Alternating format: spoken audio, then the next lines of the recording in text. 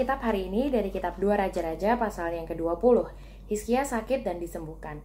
Pada hari-hari itu Hizkia jatuh sakit dan hampir mati.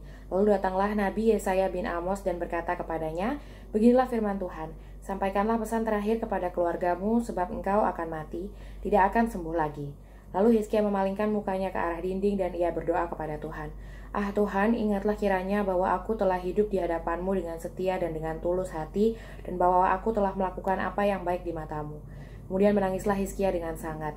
Tetapi Yesaya belum lagi keluar dari pelataran tengah, tiba-tiba datanglah firman Tuhan kepadanya.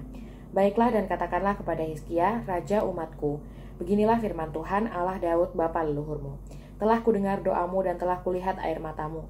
Sesungguhnya aku akan menyembuhkan engkau. Pada hari yang ketiga engkau akan pergi ke rumah Tuhan.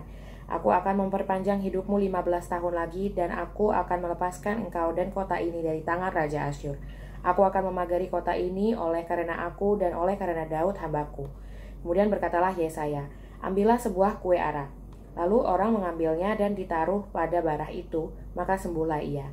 Sebelum itu Hizkia telah berkata kepada Yesaya, "Apakah yang akan menjadi tanda bahwa Tuhan akan menyembuhkan aku dan bahwa aku akan pergi ke rumah Tuhan pada hari yang ketiga?" Yesaya menjawab, "Inilah yang akan menjadi tanda bagimu dari Tuhan, bahwa Tuhan akan melakukan apa yang telah dijanjikannya. Akan majukah bayang-bayang itu 10 tapak atau akan mundur 10 tapak?" Hizkia berkata, "Itu perkara ringan bagi bayang-bayang itu untuk memanjang 10 tapak.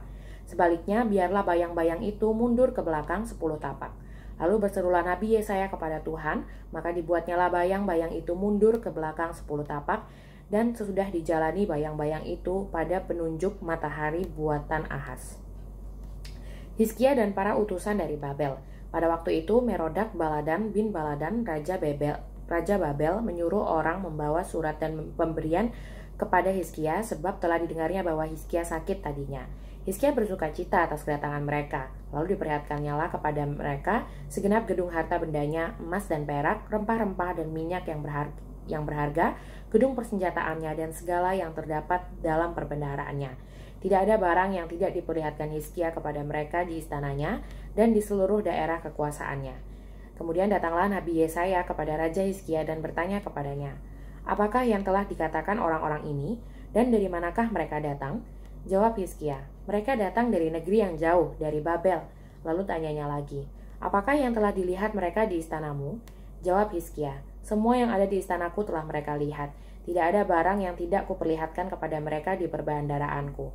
Lalu Yesaya berkata kepada Hizkia, "Dengarkanlah firman Tuhan, sesungguhnya suatu masa akan datang, bahwa segala yang ada dalam istanamu dan yang disimpan oleh nenek moyangmu sampai hari ini akan diangkut ke Babel.